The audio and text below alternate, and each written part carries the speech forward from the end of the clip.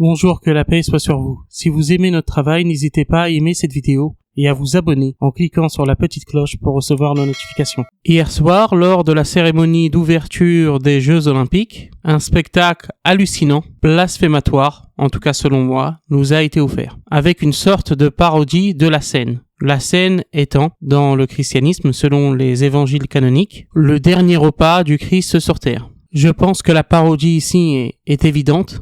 Elle a suscité de nombreuses réactions de chrétiens, que ce soit en France ou de par le monde, notamment aux États-Unis d'Amérique, mais aussi de musulmans. Et je pense que maintenant la question se pose très clairement, est-ce que les musulmans et les chrétiens peuvent être unis dans la dénonciation de ce type de blasphème contre la personne du Christ? Ce qu'il faut savoir, c'est que l'intégralité des musulmans sont choqués par ce qui s'est passé. Toutefois, certains de nos coreligionnaires vont nous dire c'est certes choquant, mais ils visent ici un épisode biblique, qui est donc la dernière scène, et puisque nous n'y croyons pas, nous ne croyons pas et nous ne prenons pas comme autoritatif ce récit biblique, cela ne nous concerne pas directement. Certes, je reconnais qu'il y a des différences entre le récit islamique sur Jésus, notamment le récit sur la table servie, qui est très différent de la dernière scène. Certes, étudiant la liturgie catholique, je sais que la dernière scène est un élément fondateur, de leur point de vue, de la liturgie catholique. L'oratorien et le liturgiste Michael Lang en parle d'ailleurs dans son livre Une brève histoire de la messe dans le rite romain, où il explique que lors de cette dernière scène, le Christ institue la nouvelle Pâque et se donne lui-même comme le véritable agneau. Ce n'est, comme vous pouvez l'imaginer, pas du tout notre vision en tant que musulmans. Rien ne nous interdit en islam de croire que le Christ, avant d'être élevé vers Dieu, a eu un dernier repas avec ses apôtres, mais nous ne pouvons pas adhérer à la vision néo-testamentaire de cet événement. Donc, chers frères en islam, et chers amis catholiques, je reconnais qu'il y a une différence fondamentale ici. Entre votre vision de Jésus, notamment de la scène qui inaugure selon vous le sacrifice eucharistique, et notre vision du Christ, qui est une vision islamique. Toutefois, et là je m'adresse particulièrement à mes frères en islam, il faut voir ce qui est visé par cette représentation, par cette parodie de la scène, lors de cette cérémonie d'ouverture des Jeux Olympiques. Ce qui est visé, ce n'est pas simplement l'épisode biblique en soi, c'est la personne du Christ, que la paix soit sur lui. Personne qui est sacrée pour nous. Puisque nous croyons au Christ, le Christ voulant dire le Messie, et nous croyons bien entendu que Jésus-Christ est le Messie, donc nous sommes concernés, même si la moquerie ici porte sur un épisode biblique. De surcroît, puisqu'il s'agit d'une cérémonie officielle d'ouverture pour les Jeux Olympiques, il est plus que probable qu'au moins en partie, ce spectacle ait été financé par les impôts des Français, quelle que soit leur confession par ailleurs. Donc des Français de confession musulmane et des Français de confession chrétienne, bien entendu. Il est donc légitime, ici dans ce cas-là, de déposer plainte contre les organisateurs, donc d'agir contre ceux-ci en accord avec le droit français. Le droit français qui n'interdit certes pas le blasphème, ni la critique d'une religion. Il y a d'ailleurs une différence entre la critique d'une religion qui est courtoise et le blasphème, mais les deux sont autorisés dans le droit français. Par contre, le fait que l'État finance en partie, directement ou indirectement, ce genre de choses, cela peut poser un problème au niveau légal. Je pense qu'il est important, qu'il est impératif que des associations musulmanes comme chrétiennes s'emparent de ce dossier et engagent des avocats afin de voir ce qui peut être fait ici d'un point de vue juridique. Donc certes, on n'a pas la même vision du Christ, on n'adhère pas à la vision chrétienne de la scène du dernier repas du Christ, mais nous ne sommes pas aveugles, nous voyons ce qui est visé ici. Ce qui est visé ici, ce n'est pas simplement la Bible, c'est la personne de Jésus-Christ elle-même. Maintenant, au-delà de cette représentation, de cette parodie, il faut voir que cette dernière est selon moi en partie la conséquence de ces leaders musulmans et catholiques conservateurs qui refusent obstinément depuis des années, ne serait-ce que d'envisager une alliance strictement politique entre musulmans et chrétiens. Une alliance sans aucun relativisme religieux.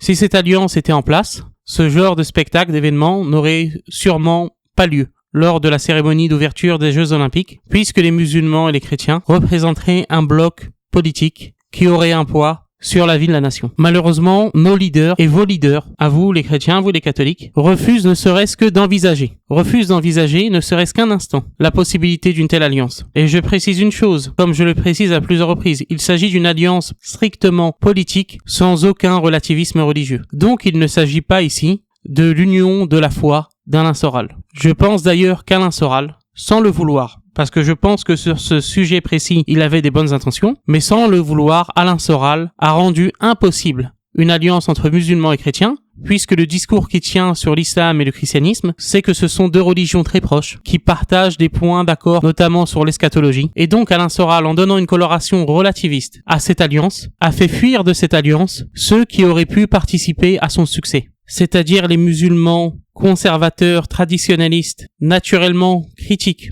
et ce en toute courtoisie, du catholicisme, et les catholiques traditionnalistes, naturellement critiques, toujours en toute courtoisie, de l'islam. En effet, cette alliance entre musulmans et catholiques ne peut exister que si elle est portée par l'orthodoxie de chaque camp. C'est pour cela que l'expression union de la foi est problématique. Elle est véritablement problématique. Elle a donc fait fuir de nombreuses personnes, que ce soit des musulmans traditionnalistes ou des catholiques traditionnalistes, de toute idée d'alliance. Elle a servi d'épouvantail, puisque l'alliance que propose Alain Soral, ce n'est pas ici une critique pour critiquer Alain Soral. N'étant pas moi-même un ancien soralien, je n'ai pas le rapport un peu difficile qu'ont les anciens soraliens avec Alain Soral. Mais cette alliance qu'il propose ici donne l'impression aux musulmans comme aux catholiques que pour entrer dans cette alliance, ils ne doivent pas critiquer la religion d'autrui, ils ne doivent pas tenter pour les catholiques d'évangéliser les musulmans ou pour les musulmans de souhaiter la conversion à l'islam des catholiques. En somme, Soral a donné à chacun l'impression que le prérequis pour cette alliance, c'était le relativisme religieux. Donc ce dont je parle ici depuis des années, et qui n'a jamais été envisagé sérieusement un seul instant par nos leaders et par vos leaders, ce n'est pas une alliance à visée relativiste. Ce n'est pas de devenir les meilleurs amis du monde, c'est de mettre en place une alliance strictement politique, parce que nous avons des intérêts communs. Nous avons certes des valeurs communes, mais nous avons aussi des intérêts communs. Cette alliance, par ailleurs, ne peut avoir lieu que si nos leaders, vos leaders, se réunissent, discutent lors de réunions en privé, pour mettre en place un accord. Un accord qui serait validé par nos savants et par votre clergé. Un accord politique avec des conditions de part et d'autre. Cette alliance est indispensable à la survie de nos communautés. Et au-delà, elle est indispensable au redressement de la France. Certains vont me dire, oui, mais on vous aime pas. Et certains musulmans vont me dire, oui, mais ils ne nous aimeront jamais. Chers amis, je vais vous dire des choses très clairement. Et j'espère que vous me pardonnerez pour mon agacement. Parce que j'entends cela tellement souvent. Et en particulier de la part des musulmans. Oui, mais ils ne nous aiment pas, ils ne nous aimeront jamais. Je me moque